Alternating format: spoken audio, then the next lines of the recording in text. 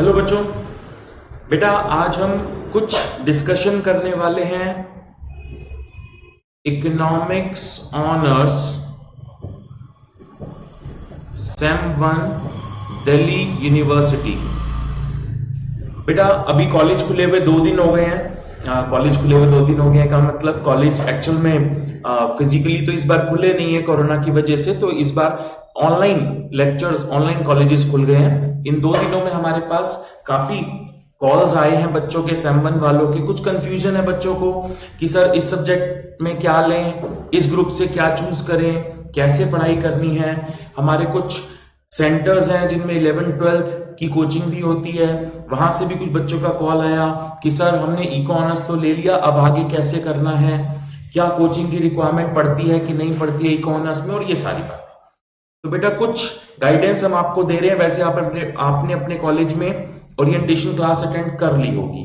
कुछ बच्चे जो ओरिएंटेशन क्लास नहीं अटेंड कर पाए वो बच्चे यहाँ पर इसको ध्यान से सुने, और कुछ बच्चे जिन्होंने की है अटेंड वो भी थोड़ा सा ध्यान से देखेंगे, कुछ नया सीखने को, जानने को मिलेगा। देखो बेटा सेम 1 में आपके पास जो पेपर है जो आपको पढ़ना है दैट इज एमएमई 1।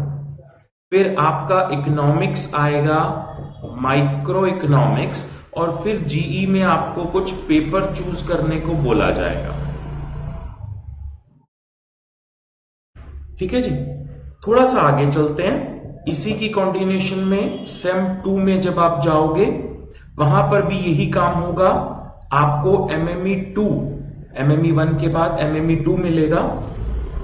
ये माइक्रो के बाद वहां आपको मैक्रो मिलेगा, और फिर से ये जीई चूज करने को आपको बोला जाएगा। अब ये जो जीई पेपर है ये है क्या एग्जैक्टली? इसमें ऑप्शंस होती हैं बेटा आपके पास। आपको किसी डिपार्टमेंट का पेपर चूज करना होता है। जैसे मान लो आप कॉमर्स डिपार्टमेंट का पेपर चूज कर लेते हो, कोई आप बिजनेस स्टडीज चूज कर लेते हो, हिस्ट्री चूज कर लेते हो कहीं पर किसी डिपार्टमेंट में जाकर, आप पॉल साइंस चूज कर लेते हो, या आप मैथ्स डिपार्टमेंट का कोई पेपर चूज कर लेते हो। ये ऑप्शंस होती हैं, आप कुछ भी कर सकते हो। ठीक है, इसमें आपको चूज क्या करना चाहिए, पहले तो ये बहुत कंफ्यूजन है बच्चों के पास। बच्चे क्या सोचते हैं, सर 12th तक मुझे मैथ्स बहुत पसंद था तो इसलिए मैं यहां मैथ्स चूज कर लेता हूं। बेटा मैथ्स की तो कहानी अभी सुनेंगे। MME 1, MME 2, mathematical methods in economics 1 and mathematical methods in economics 2, इसकी बात तो करेंगे। ये मेन पेपर है, इसमें आपके पास कोई ऑप्शन नहीं है, आपको मैथ्स पसंद हो या ना हो, ये दोनों तो पेपर आपको करने ही है। अभी हम जी की बात कर रहे हैं। जी में बेटा क्या होता है, आपको अपने इंटरेस्ट के अकॉर्डिंग एक्स्ट्रा एक पेपर चूज करना पड़ता है, ये दोनों मेन पेपर के अलावा। ठीक है, अब आपका इंटरेस्ट किस चीज में है वो आपको जानना जरूरी है। अगर आपने कुछ प्लानिंग की हुई है कि सर इको ऑनर्स करने के बाद, इको ऑनर्स करने के बाद सर मैं क्लियर हूं कि मुझे एमबीए ही करना है, या फिर कुछ बच्चे ऐसे होते हैं जो कहते हैं सर इको ऑनर्स करने के बाद मैं क्लियर हूं कि मुझे एमए इको ही करना है, या कुछ और। मेजरली इन दोनों में ही बच्चों को कंफ्यूजन होती है कि एमबीए करना है या एमए इकोनॉमिक्स करना है। अगर आप श्योर हैं कि आपको एमए इकोनॉमिक्स ही करना है, श्योर है, तो आपको मैथ्स चूज करना चाहिए। अगर आप श्योर हैं कि आपको एमबीए ही करना है तो मैं सजेस्ट करूंगा कि आप कॉमर्स डिपार्टमेंट का कोई पेपर चूज करें। अगर आप डाइसी हैं कि सर पता नहीं मुझे एमए करना है या एमबीए करना है, मैं उस वक्त ही डिसाइड करूंगा, अभी 100% श्योर नहीं हूं, तो बेटा उस केस में बेनिफिट ऑफ डाउट देते हुए आप मैथ्स एडिशनल पेपर की तरह चूज कर सकते हैं। ठीक है जी, इसमें क्या होगा, इसमें आपको कैलकुलस और अलजेब्रा पढ़ने को मिलेगा, और ये बहुत कोई डिफिकल्ट पेपर होते नहीं है, आप आराम से इनको प्रिपेयर कर सकते हैं, और स्कोरिंग भी होते हैं। तो अगर आप क्लियर हैं तो उसके अकॉर्डिंग चूज कीजिए। अगर आप क्लियर नहीं है तो बेटा आप मैथ्स चूज कर लो, क्योंकि इको ऑनर्स का मैथ्स के साथ एक बहुत अच्छा कॉम्बिनेशन बनता है।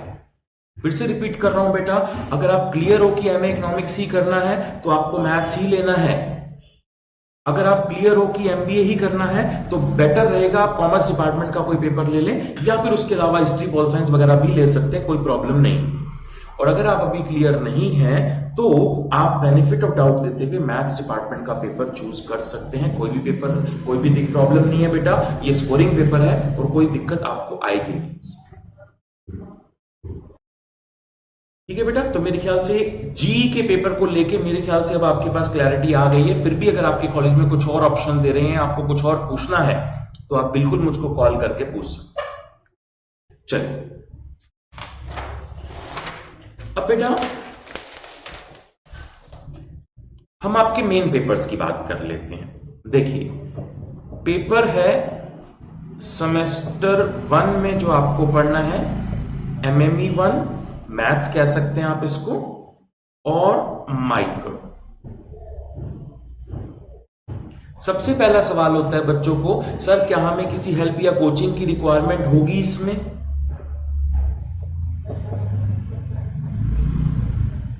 मैं बेटा मनीष गोयल, मैं रिप्रेजेंट कर रहा हूं एस क्लासेस को, and we provide coaching for these subjects. तो सबसे पहले तो एक जेन्युइन एडवाइस कि क्या आपको कोचिंग की रिक्वायरमेंट है या नहीं, उस पर देखो बेटा, कोचिंग कुछ नहीं करती, हम कुछ स्पून फीडिंग करके नहीं करवा रहे हैं, कोई कोचिंग सेंटर कोई स्पून फीडिंग नहीं करता है। आपको क्या करना है, आपको अपने कॉलेज में अच्छी तरह लेक्चरर्स की बात सुननी है और समझनी है। अगर आपको वो बात अच्छी तरह से समझ में आ रही है जो वो बोल रहे हैं, तो आपको किसी कोचिंग और किसी हेल्प की रिक्वायरमेंट नहीं है। आप सेल्फ स्टडी कीजिए, सेल्फ स्टडी बेस्ट होगा। अगर आपको उनकी बात समझने में कुछ प्रॉब्लम आ रही है कि भाई वेवलेंथ मैच नहीं हो पा रही है, कि सर वो थोड़ा बहुत हायर लेवल पे जाके पढ़ा रहे हैं, हमें उतना हायर लेवल अभी शायद नहीं समझ में आएगा, कुछ टाइम की ट्रेनिंग के बाद समझ में आ सकता है, तो उस केस में ही आपको कोचिंग की रिक्वायरमेंट होगी। कोचिंग नेसेसरी नहीं है, this is just to facilitate what your teachers in colleges are teaching. अब हम अपनी बात करते हैं बेटा एमएमई 1 और माइक्रो की। एमएमई 1 की जो हमारी क्लासेस हैं वो पेड है। माइक्रो की जो हमारी क्लासेस है that is free of cost. इस क्लासेस में माइक्रो इकोनॉमिक्स की क्लासेस हम लोग फ्री ऑफ कॉस्ट देते हैं। एमएमई की क्लासेस के बारे में आपको बताता हूं बेटा, एमएमई पढ़ना कहां से होता है। सबसे पहली बात तो ये आपको ध्यान रखनी है कि इको ऑनर्स में हम लोग इंडियन ऑथर्स की रीडिंग नहीं पढ़ते। इको ऑनर्स में 99% रीडिंग्स जो होती हैं वो फॉरेन ऑथर्स की होती हैं, इसी वजह से इसकी टेक्निकलिटी भी थोड़ी सी बढ़ जाती है। तो एमएमई हमको कहां से पढ़ना है बेटा, हमको अपनी रीडिंग्स में से पढ़ना है। रीडिंग में एमएमई में हमारे पास एक बुक है सिटर एंड हैमंड, ये हमारी प्रिंसिपल टेक्स्ट बुक है। 90% कंटेंट हमें इसी में से पढ़ना है। इसके अलावा इसको फैसिलिटेट करने के लिए चियांग एक रीडिंग और है, आप वहां से भी पढ़ सकते हैं। प्लस अगर आप किसी इंडियन ऑथर को फॉलो ही करना चाहते हैं, जो कि मैं सजेस्ट नहीं करूंगा, तो आप आर.एस. भारद्वाज करके एक बुक आती है, आप उसको फॉलो कर सकते हैं, लेकिन मैं सजेस्ट नहीं करूंगा। हैमंड और चियांग ही हमको फॉलो करना चाहिए।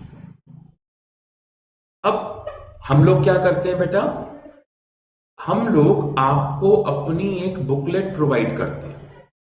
इस बुकलेट में हमारे कुछ प्रैक्टिस क्वेश्चंस होते हैं, प्लस आपकी जो रीडिंग्स हैं हैमंड एंड चियांग, उस रीडिंग के भी क्वेश्चन हमने ऐड किए हुए हैं। प्लस अभी तक प्रीवियस ईयर में जो एग्जामिनेशन हुई है, जिसको हम 10 ईयर बोलते हैं जनरली, तो वो 10 ईयर्स के क्वेश्चन भी हमारी बुकलेट में एडेड होते हैं। तो हम लोग बच्चों को अपनी बुकलेट से पढ़ाते हैं बेटा। इस बुकलेट में प्रैक्टिस क्वेश्चंस होते हैं कुछ हमारे, जो हमने कुछ इंडियन बुक से भी कॉपी किए हुए हैं, और कुछ रीडिंग्स के क्वेश्चन होंगे जो हमारी ये प्रेस्क्राइब्ड रीडिंग्स हैं, और कुछ 10 ईयर्स के क्वेश्चंस होते हैं। तो ये बुकलेट करने के बाद हमारा कॉन्सेप्ट एकदम किसी भी टॉपिक का क्लियर हो जाता है। जो अभी तक आप मैथ्स करके आए हो और जो अब हमें यहां पर मैथ्स करना है, उसमें एक मेजर डिफरेंस होता है बेटा। 11th-12th क्लास में जनरली बच्चे किसी भी टॉपिक पर अगर 200-300 क्वेश्चन प्रैक्टिस कर लेते हैं तो मोर देन सफिशिएंट होता है। इको ऑनर्स में 200-300 क्वेश्चन भी सफिशिएंट नहीं है, 2000-3000 क्वेश्चन भी सफिशिएंट नहीं है। इको ऑनर्स में सिर्फ एक सिंपल सा फंडा है, वाई। अगर आपको टॉपिक का वाई समझ में आता है तो 10 क्वेश्चन भी सफिशिएंट है, और अगर वो नहीं समझ में आता है तो 10,000 क्वेश्चन भी इनसफिशिएंट है। बेटा ध्यान रखना, ये क्यों हो रहा है हमको ये समझ में आना चाहिए, क्योंकि इको ऑनर्स में जो पेपर बनता है, जिस तरह के क्वेश्चंस हमसे पूछे जाते हैं, जिस तरह की नॉलेज डिजायर्ड है कि हमें होनी चाहिए, वो बेटा वाई पर बेस्ड होगी। ऐसा क्यों हो रहा है अपने को समझ में आना चाहिए। ठीक है जी, एक एग्जांपल देना चाहूंगा यहां पर बेटा मैं आपको। देखो, सारे बच्चे मैथ्स बैकग्राउंड के हैं, ये मैंने एक मैट्रिक्स ले ली। सर आप तो डिटर्मिनेंट कैलकुलेट कर रहे हो, मैट्रिक्स थोड़ी ना है। आप हमको तो इतना पता ही है कि अगर यहां पर ऐसे साइन है तो ये मैट्रिक्स का डिटर्मिनेंट निकाल रहे हो आप। अगर हमने ऐसी ब्रैकेट लगाई होती तो मैट्रिक्स होता। चलो ठीक है, कर दो डिटर्मिनेंट कैलकुलेट। सर कर दूंगा फटाफट, डिटर्मिनेंट मेरे को आता है। This into this 4 minus this into this 6, this is -2 and this is determinant of this matrix. बिल्कुल सही, बहुत आसान था। ये क्या है, क्या है ये -2 क्या है? ये -2 1 2 3 4 का क्या है, क्या बता रहा है ये हमको, क्यों निकाला हमने ये? सर वो तो नहीं पता कि ये -2 क्या बता रहा है। -2 इसका डिटर्मिनेंट है, डेफिनेशन भी मालूम है सर हमको। डेफिनेशन में लिखा था determinant is a unique scalar associated with any matrix. बिल्कुल सही है, डेफिनेशन भी सही है, लेकिन क्या है ये, क्या कैलकुलेट हो रहा है? बेटा हमको ये मालूम होना चाहिए कि क्या हो रहा है, क्यों हो रहा है, ये -2 इससे कैसे एसोसिएटेड है। ये छोटी छोटी बात अगर हमको मालूम है तभी हम इको ऑनर्स में सरवाइव कर पाएंगे, वरना प्रॉब्लम में फंस जाएंगे। फिर से y is a function of x अगर हमारे पास है तो हम इसका फर्स्ट डेरिवेटिव निकालते हैं, इक्वल टू 0 कर देते हैं। सेकंड डेरिवेटिव लेस देन 0 किया तो वो मैक्सिमा बन जाता है, याद है?